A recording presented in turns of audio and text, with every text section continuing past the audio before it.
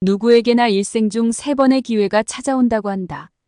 일반적으로 기회는 인생 개선의 터닝 포인트로 작용하지만 기회를 놓치면 종종 위기가 찾아오므로 기회를 대하는 태도는 매우 중요하다. 기회를 어떻게 맞느냐에 따라 인생 판도가 달라지고 생사가 갈리기도 하는데 당대의 영웅이 주어진 기회를 살리지 못해 비참한 말로를 맞았던 일이 사기 회음후열전에 생생히 기록되어 있다. 초한전이 한창이던 무렵 한신이 제나라 왕으로 있을 때의 일이다. 항우가 불리한 전세를 타개하기 위해 무섭을 한신에게 보내 유방으로부터 독립하여 셋이서 천하를 삼분하자고 제안했다.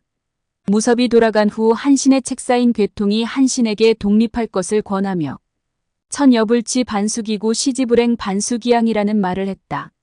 하늘이 주는 것을 받지 않으면 도리어 나무람을 듣게 되고 때가 이르렀는데 결행하지 못하면 도리어 재앙을 입게 된다는 뜻이다.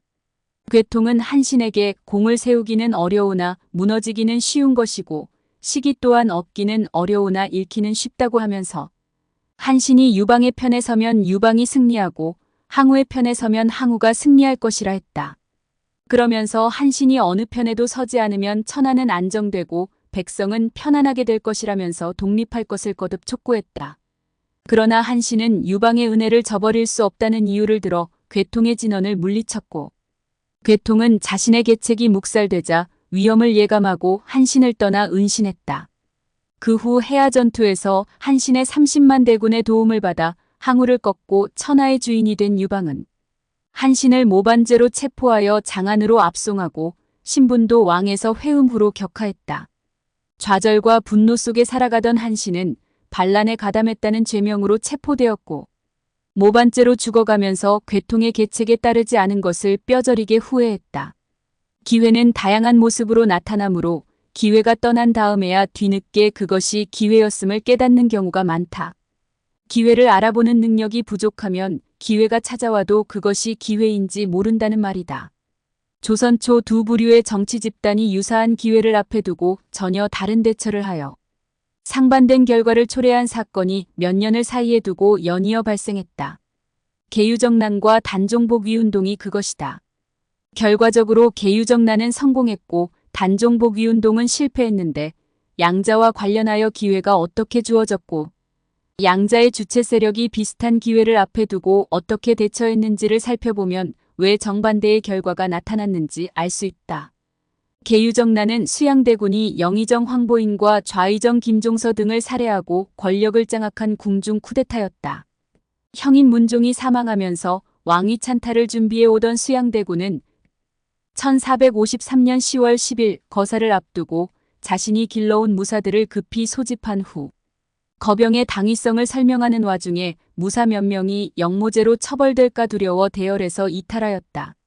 순간 전체 무사들이 동요하자 수양대군이 당황하여 계획을 미루려 하였으나 한명회가 분연히 나서면서 길가에 집을 지으면 의견이 분분하여 3년이 지나도 지을 수 없다는 말이 있습니다. 지금 결행하지 않으면 모든 것이 수포가 됩니다. 셋불은 단김에 빼야 합니다라며 강하게 주장했다. 잠시 생각에 빠져있던 수양대군은 용기를 얻어 남은 무사들을 거느리고 스스로 앞장섰고 이로써 계유정난은 성공할 수 있었다. 단종복위운동은 1456년 6월 1일 성산문, 박팽년 등 집현전 학사 출신의 문신들이 중심이 되어 세조를 제거한 후 상황으로 물러나 있던 단종을 복위시키려는 계획이었다.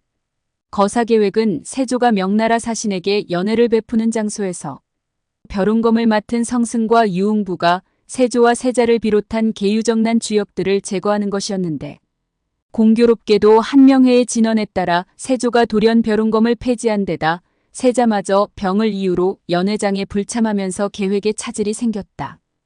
유흥부 등 무신들은 연회장에 참석한 왕과 신하들을 모두 죽인 뒤 단종을 모시고 호령하면 일시의 대세를 장악할 수 있고 거사를 늦추면 배신자가 나올 수 있으니 계획대로 결행하자고 목소리를 높였다. 그러나 핵심 세력인 성산문 등 문신들은 벼룬검이 폐지되어 세조를 제거하는 게 쉽지 않고 세자가 병고를 듣고 경복궁에서 군사를 일으키면 성패를 알 수 없다며 뒷날을 기약하자고 고집했다. 결국 거사는 연기되었고 무신들이 우려한 대로 거사동지였던 김질이 배신하여 세조를 찾아가 고변하였다. 관련자들이 줄줄이 체포되면서 단종복 위운동은 실패로 돌아가고 가담자들은 하나같이 살이 찢기고 뼈가 으스러지는 모진 고문을 받은 후 처형되었다. 처형장으로 끌려가는 길에 유흥부가 성산문 등을 돌아보며 사람들이 서생과는 함께 이를 도모할 수 없다고 하더니 과연 그렇구나. 지난번 연회장에서 내가 칼을 사용하려 했는데 그대들이 굳이 말려 오늘의 화를 초래하고야 말았구나라며 한탄했다. 3년을 사이에 두고 벌어진 극적인 이 사건들은 두고두고 후세에 많은 이야기를 낳았다. 두 사건의 역사적 평가는 차치하더라도 기회의 측면에서만 살펴본다면 개유정난은 계획을 연기하지 않아 성공할 수 있었고 단종복 위운동은 계획을 연기하여 실패했다.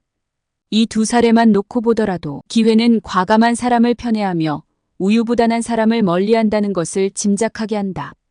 일본의 유명 작가 나카무라 미스루라는 인생은 곱셈이라고 했다. 좋은 기회가 찾아온다 해도 자신이 제로의 상태면 아무런 의미가 없다는 뜻이다.